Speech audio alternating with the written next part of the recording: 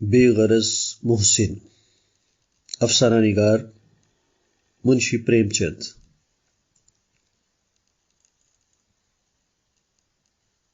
ساون کا مہینہ تھا۔ رویتی رانی نے پاؤں میں مہندی رچائی، مانگ چوٹی سواری اور تب اپنی بوڑھی ساس سے جا کر بولی، اماں جی آج میں میلہ دیکھنے جاؤں گی۔ رویتی پنڈت چنتا من کی بیوی تھی۔ پنڈت جی نے سرسوتی کی پوجا میں زیادہ نفع نہ دیکھ کر لکشمی دیوی کی مجاوری کرنی شروع کی تھی۔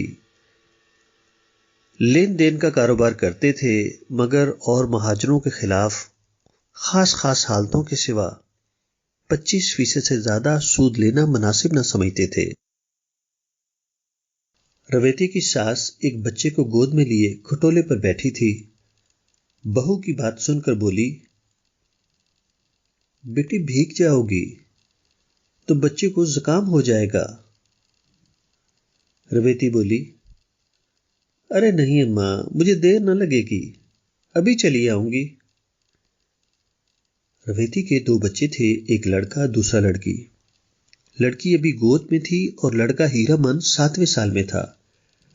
رویتی نے اسے اچھے کپڑے پہنائے، نظر بد سے بچانے کے لیے ماتھے اور گالوں پر کاجل کے ٹیکے لگا دیے، گڑیاں پیٹنے کے لیے ایک خوش رنگ چھڑی دے دی اور ہم جولیوں کے ساتھ میلہ دیکھنے چلی۔ کیرت ساگر کے کنارے عورتوں کا بڑا جمگٹ لگا تھا، کالی گھٹائیں چھائی تھی۔ عورتیں 16 سنگار کیے ساگر کے پرفضا میدان میں ساون کی رم جھم برکھا کی رت لوٹ رہی تھی۔ شاخوں میں جھولے پڑے تھے، کوئی جھولا جھولتی، کوئی گانا گاتی، کوئی ساگر کے کنارے بیٹھی لہروں سے کھیلتی تھی۔ ٹھنڈی خوشگوار پانی کی ہلکی پھوار، پہاڑوں کی نکلی ہوئی ہریاول، لہروں کے دل فریب جھٹکولے موسم کو توبہ شکن بنائے ہوئے تھے۔ آج گڑیوں کی بدائی ہے، گڑیا اپنی سسرال جائیں گی۔ کنواری لڑکیاں اپنے ہاتھ میں مہندی رچائے، گڑیوں کو گہنے کپڑے سے سجائے انہیں ودا کرنے آئی تھیں۔ وہ انہیں پانی میں بہاتی اور چہک چہک کر ساون کے گیت گاتی، مگر دامن عافیت سے نکلتے ہی ان ناز و نعمت میں پلی ہوئی گڑیوں پر چاروں طرف سے چھڑیوں اور لکڑیوں کی بوچھاڑ ہونے لگتی۔ رویتی یہ سیر دیکھ رہی تھی اور ہیرا من ساگر کے زینوں پر اور لڑکیوں کے ساتھ گڑیاں پیٹنے میں مصروف تھا۔ زینوں پر کائی لگی ہوئی تھی، دفعتاً اس کا پاؤں پھسلا تو پانی میں جا پڑا۔ رویتی چیخ مار کر دوڑی اور سر پیٹنے لگی۔ دم کے دم میں وہاں مردوں اور عورتوں کا ہجوم ہو گیا، مگر یہ کسی کی انسانیت تقاضا نہ کرتی تھی کہ پانی میں جا کر ممکن ہو تو بچے کی جان بچائے، کہیں سنوارے ہوئے گیسو نہ بکھر جائیں، دھلی ہوئی دھوتی بھیگ جائے گی۔ کتنے ہی مردوں کے دلوں میں یہ مردانہ خیال آ رہے تھے۔ 10 منٹ گزر گئے مگر کوئی ہمت باندھتا نظر نہ آتا تھا۔ غریب رویتی پچھاڑے کھا رہی تھی۔ ناگہاں ایک آدمی اپنے گھوڑے پر سوار چلا جاتا تھا۔ یہ ازدحام دیکھ کر اتر پڑا اور ایک تماشائی سے پوچھا، یہ کیسی بھیڑ ہے؟ تماشائی نے جواب دیا، ایک لڑکا ڈوب گیا ہے۔ مسافر، کہاں؟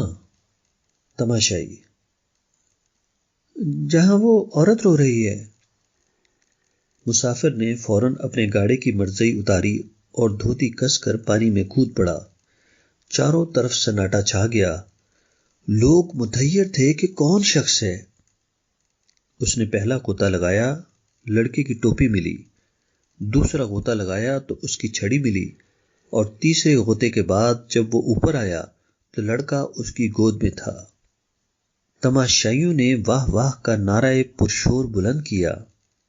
ماں نے دوڑ کر بچے کو لپٹا لیا۔ اسی اثنا میں پنڈت چنتا من کے اور کئی عزیز آ پہنچے اور لڑکے کو ہوش میں لانے کی فکر کرنے لگے۔ آدھے گھنٹے میں لڑکے نے آنکھیں کھول دی، لوگوں کی جان میں جان آئی۔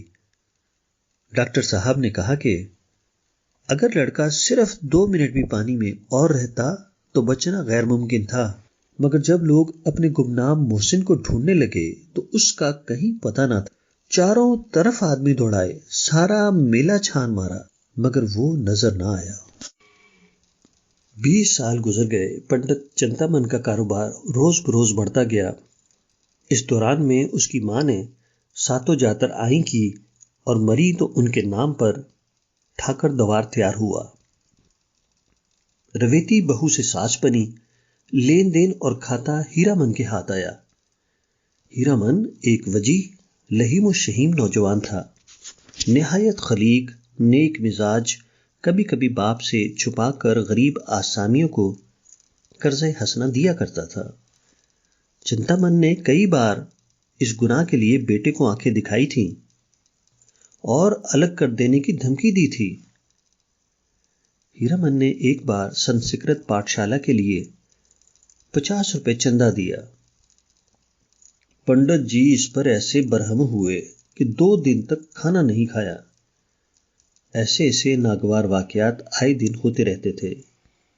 انہی وجہ سے ہیرا من کی طبیعت باپ سے کچھ کھچی رہتی تھی، مگر اس کی ساری شرارتیں ہمیشہ رویتی کی سازش سے ہوا کرتی تھی۔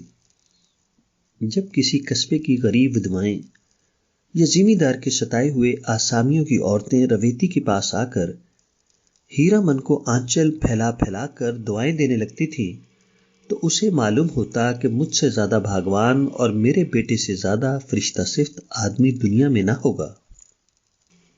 تب اسے بے اختیار وہ دن یاد آ جاتا جب ہیرا من کیرت ساگر میں ڈوب گیا تھا اور اس آدمی کی تصویر اس کی نگاہوں کے سامنے کھڑی ہو جاتی جس نے اس کے لال کو ڈوبنے سے بچایا تھا۔ اس کے عمیق دل سے دعا نکلتی اور ایسا جی چاہتا کہ اسے دیکھ پاتی تو اس کے پاؤں پر گر پڑتی۔ اب تو اسے کامل یقین ہو گیا تھا کہ وہ انسان نہ تھا بلکہ کوئی دیوتا تھا۔ وہ اب اسی کھٹولے پر بیٹھی ہوئی جس پر اس کی ساس بیٹھتی تھی اپنے دونوں پوتوں کو کھلایا کرتی تھی۔ آج ہیرا من کی 27ویں سالگرہ تھی۔ رویتی کے لیے یہ دن سال بھر کے دنوں میں سب سے زیادہ مبارک تھا۔ آج اس کا دست کرم خوب فیاضی دکھاتا تھا اور یہی ایک بیجا صرف تھا جس میں پنڈت چنتامن بھی اس کے شریک ہو جاتا۔ آج کے دن وہ بہت خوش ہوتی اور بہت روتی بھی، اور آج اپنے گمنام محسن کے لیے اس کے دل سے جو دعائیں نکلتی وہ دل و دماغ کے اعلیٰ ترین جذبات میں رنگی ہوئی ہوتی تھیں۔ اسی کی بدولت تو آج مجھے یہ دن اور سکھ دیکھنا میسر ہوا ہے۔ ایک دن ہیرا من نے آ کر رویتی سے کہا، اماں سری پور نیلام پر چڑھا ہوا ہے، کہو تو میں دام لگاؤں؟ رویتی، سولوانا ہے۔ ہیرا من، سولوانا اچھا گاؤں ہے، نہ بڑا نہ چھوٹا، یہاں سے 10 کوس ہے، 20,000 تک بولی بڑھ چکی ہے، 100-200 میں ختم ہو جائے گی۔ رویتی، اپنے دادا سے تو پوچھو۔ ہیرا من، ان کے ساتھ 2 گھنٹے تک سر مغزن کرنے کی کسے فرصت ہے؟ ہیرا من اب گھر کا مختار کل ہو گیا تھا اور چنتامن کی ایک نہ چلنے پاتی تھی۔ وہ غریب اب اینک لگائے ایک گدے پر بیٹھے اپنا وقت کھانسنے میں صرف کرتے تھے۔ دوسرے دن ہیرا من کے نام پر سری پور ختم ہو گیا۔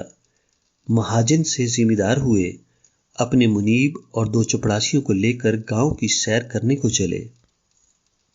سری پور والوں کو خبر ہوئی، نئے ذمہ دار کی پہلی آمد تھی، گھر گھر نذرانے دینے کی تیاریاں ہونے لگیں۔ 5ویں دن شام کے وقت ہیرا من گاؤں میں داخل ہوئے۔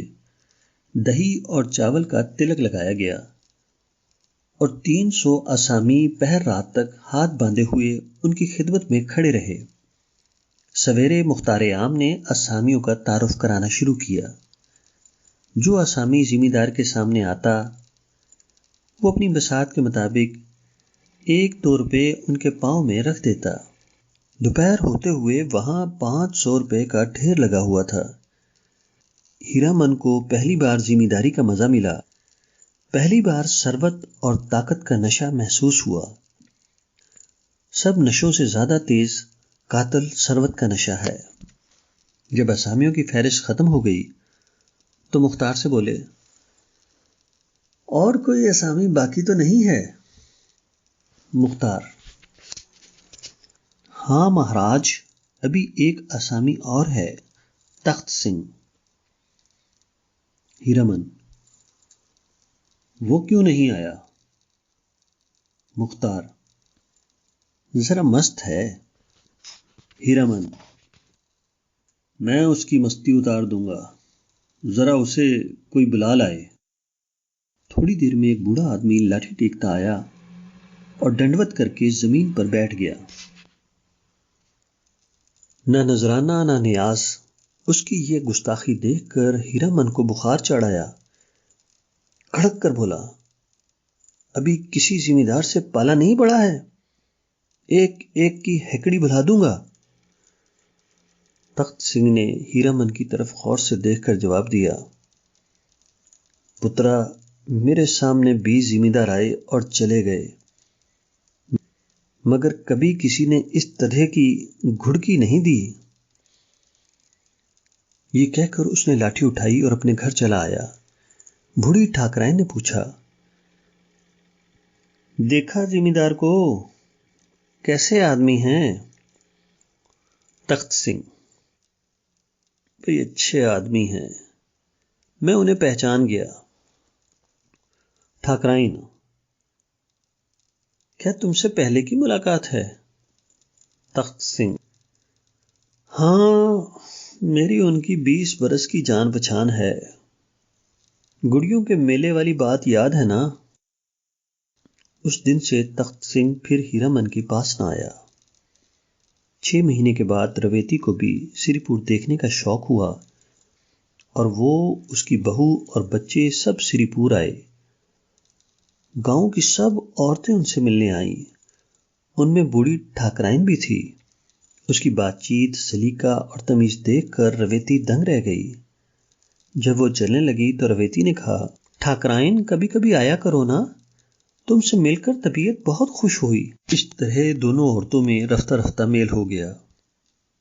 یہاں تو یہ کیفیت تھی اور ہیرامن اپنے مختار عام کے مغالطے میں آ کر تخت سنگھ کو بے دخل کرنے کی بندشیں سوچ رہا تھا۔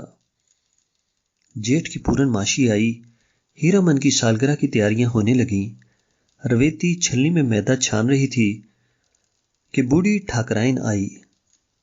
رویتی نے مسکرا کر کہا، ٹھاکرائن، ہمارے یہاں کل تمہارا نیوتا ہے۔ ٹھاکرائن: تمہارا نیوتا سر آنکھوں پر، کون سی برس گانٹھ ہے؟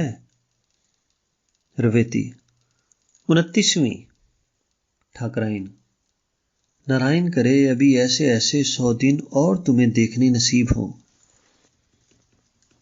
رویتی: ٹھاکرائن تمہاری زبان مبارک ہو، بڑے بڑے جنتر منتر کیے ہیں، تب تم لوگوں کی دعا سے یہ دن دیکھنا نصیب ہوا ہے۔ یہ 7ویں ہی سال میں تھے کہ ان کی جان کے لالے پڑ گئے۔ گڑیوں کو میلہ دیکھنے گئی تھی، یہ پانی میں گر پڑے۔ اچانک ایک مہاتما نے آ کے ان کی جان بچائی۔ ان کی جان انہی کی دی ہوئی ہے۔ بہت تلاش کرایا، ان کا پتہ نہ چلا۔ ہر برس گانٹھ پر ان کے نام سے 100 روپے نکال رکھتی ہوں۔ 2000 سے کچھ اوپر ہو گیا ہے۔ بچے کی نیت ہے کہ ان کے نام سے سری پور میں ایک مندر بنوا دیں۔ سچ مانو ٹھاکرائن، ایک بار ان کے درشن ہو جاتے تو زندگی سفل ہو جاتی، جی کی ہوس نکال لیتے۔ رویتی جب خاموش ہوئی تو ٹھاکرائن کی آنکھوں سے آنسو جاری تھے۔ دوسرے دن ایک طرف ہیرامن کی سالگرہ کا جشن تھا اور دوسری طرف تخت سنگھ کے کھیت نیلام ہو رہے تھے۔ ٹھاکرائن بولی، میں رویتی رانی کے پاس جا کر دہائی مچاتی ہوں۔ تخت سنگھ نے جواب دیا، او نہیں، میرے جیتے جی نہیں۔ اساڑھ کا مہینہ آیا، میگھراج نے اپنی جاں بخشی دکھائی۔ سری پور کے کسان اپنے اپنے کھیت جوتنے چلے۔ تخت سنگھ کی حسرت ناک اور آرزومند نگاہیں ان کے ساتھ ساتھ جاتی، یہاں تک کہ زمین انہیں اپنے دامن میں چھپا لیتی۔ تخت سنگھ کے پاس ایک گائے تھی، وہ اب دن کے دن اسے چرایا کرتا تھا۔ اس کی زندگی کا اب بھی ایک سہارا تھا، اس کے اپلے اور دودھ بیچ کر گزران کرتا۔ کبھی کبھی فاقے کرنے پڑ جاتے۔ یہ سب مصیبتیں اس نے جھیلیں، مگر اپنی بے نوائی کا رونا رونے کے لیے ایک دن بھی ہیرامن کے پاس نہ گیا۔ ہیرامن اسے زیر کرنا چاہ رہا تھا، مگر خود زیر ہو گیا۔ جیتنے پر بھی اسے ہار ہوئی۔ پرانے لوہے کو اپنی کمینہ ضد کی آنچ سے نہ جھکا سکا۔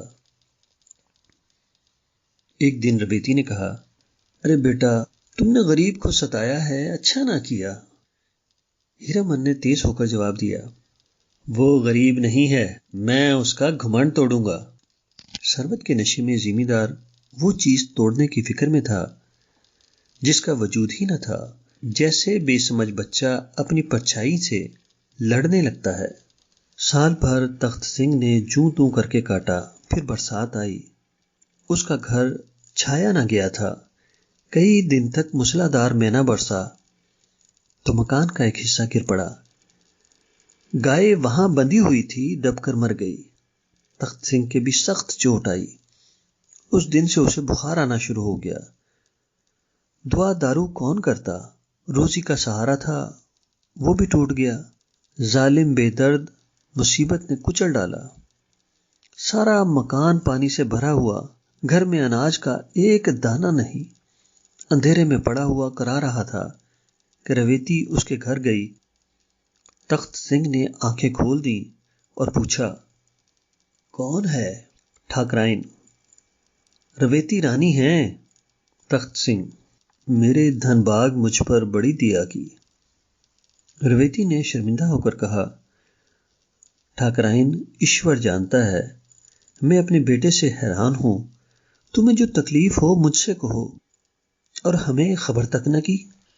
یہ کہہ کر رویتی نے روپوں کی ایک چھوٹی سی پوٹلی ٹھاکرائن کے سامنے رکھ دی۔ روپوں کی جھنکار سن کر تخت سنگھ اٹھ بیٹھا، بولا، رانی، ہم اس کے بھوکے نہیں ہیں، مرتے دم گناہگار نہ کرو۔ دوسرے دن ہیرامن بھی اپنے ہباخواؤں کے لیے ہوئے ادھر سے جا نکلا۔ گرا ہوا مکان دیکھ کر مسکرایا۔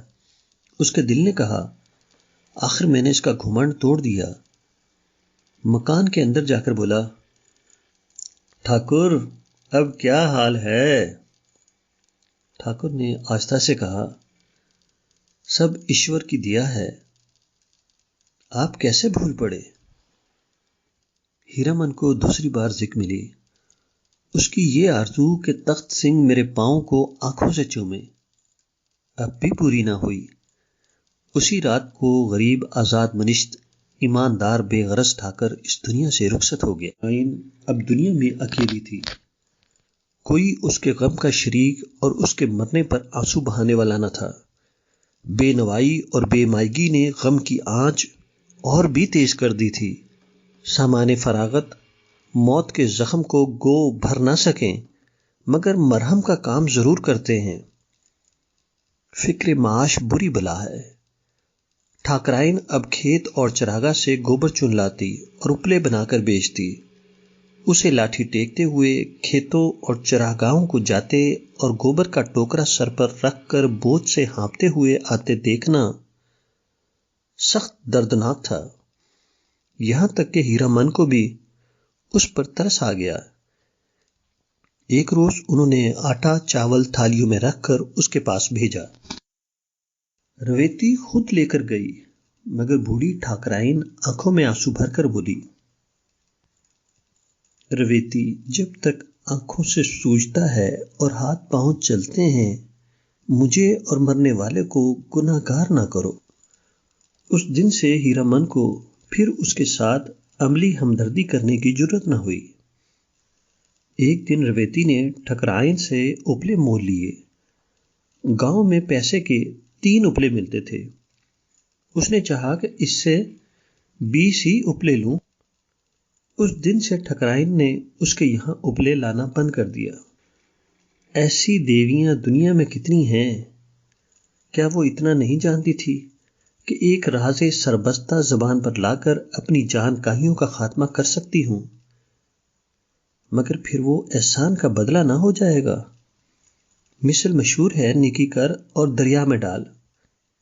شاید اس کے دل میں کبھی یہ خیال ہی نہ آیا کہ میں نے رویتی پر کوئی احسان کیا ہے۔ یہ وزادار آن پر مرنے والی عورت شوہر کے مرنے کے بعد 3 سال تک زندہ رہی۔ یہ زمانہ اس نے جس تکلیف سے کاٹا، اسے یاد کر کے رونگٹے کھڑے ہو جاتے ہیں۔ کئی دن فاقے سے گزر جاتے، کبھی گوبر نہ ملتا، کبھی کوئی اپلے چرا لے جاتا۔ ایشور کی مرضی، کسی کا گھر بھرا ہوا ہے، کھانے والا نہیں، کوئی یوں رو رو کر زندگی کاٹتا ہے۔ بڑھیا نے یہ سب دکھ جھیلا مگر کسی کے سامنے ہاتھ نہیں پھیلایا۔ ہیرامن کی 30ویں سالگرہ آئی، ڈھول کی آواز سنائی دینے لگی۔ ایک طرف گھی کی پوریاں پک رہی تھیں، دوسری طرف تیل کی۔ گھی کی موٹے مغز برہمنوں کے لیے، تیل کی غریب فاقہ کش نیچوں کے لیے۔ یکا یک ایک عورت نے رویتی سے آ کے کہا، ٹھکرائن جانے کیسی ہوتی جاتی ہے، تمہیں بلا رہی ہے۔ رویتی نے دل میں کہا، ایشور آج تو خیریت سے کاٹنا، کہیں بڑھیا مر نہ رہی ہو۔ یہ سوچ کر بڑھیا کے پاس نہ گئی۔ ہیرامن نے جب دیکھا اماں نہیں جانا چاہتی تو خود چلا۔ ٹھکرائن پر اسے کچھ دنوں سے رحم آنے لگا تھا، مگر رویتی مکان کے دروازے تک اسے منع کرنے آئی۔ یہ رحم دل، نیک مزاج، شریف رویتی تھی۔ ہیرامن ٹھکرائن کے مکان پر پہنچا تو وہاں بالکل سناٹا چھایا ہوا تھا۔ بوڑھی عورت کا چہرہ زرد تھا اور جان کنی کی حالت طاری تھی۔ ہیرامن نے زور سے کہا، ٹھکرائن، میں ہوں ہیرامن۔ ٹھکرائن نے آنکھیں کھولیں اور اشارے سے اپنا سر نزدیک لانے کو کہا، پھر رک رک کر بولی، میرے سرہانے پٹاری میں ٹھاکر کی ہڈیاں رکھی ہوئی ہیں، میرے سہاگ کا سندور بھی وہیں ہے، یہ دونوں پراگ راج بھیج دینا۔ یہ کہہ کر اس نے آنکھیں بند کر لی۔ ہیرامن نے پٹاری کھولی تو دونوں چیزیں بحفاظت وہاں رکھی ہوئی تھیں۔ ایک پوٹلی میں 10 روپے بھی رکھے ہوئے تھے۔ یہ شاید جانے والے کا زاد راہ تھا۔ رات کو ٹھکرائن کی تکلیفوں کا ہمیشہ کے لیے خاتمہ ہو گیا۔ اسی رات کو رویتی نے خواب میں دیکھا کہ ساون کا میلہ ہے، گھٹائیں چھائی ہوئی ہیں، میں کیرت ساگر کے کنارے کھڑی ہوں۔ اتنے میں ہیرامن پانی میں پھسل پڑا، میں چھاتی پیٹ پیٹ کر رونے لگی۔ دفتن ایک بوڑھا آدمی پانی میں کودا اور ہیرامن کو نکال لایا۔ رویتی اس کے پاؤں پر گر پڑی اور بولی، آپ کون ہیں؟ اس نے جواب دیا، سری پور میں رہتا ہوں، میرا نام تخت سنگھ ہے۔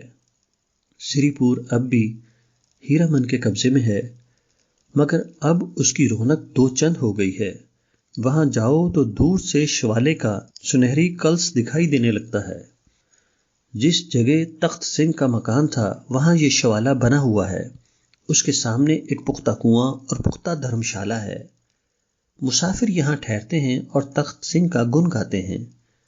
یہ شوالہ اور دھرم شالہ دونوں اس کے نام سے مشہور ہے۔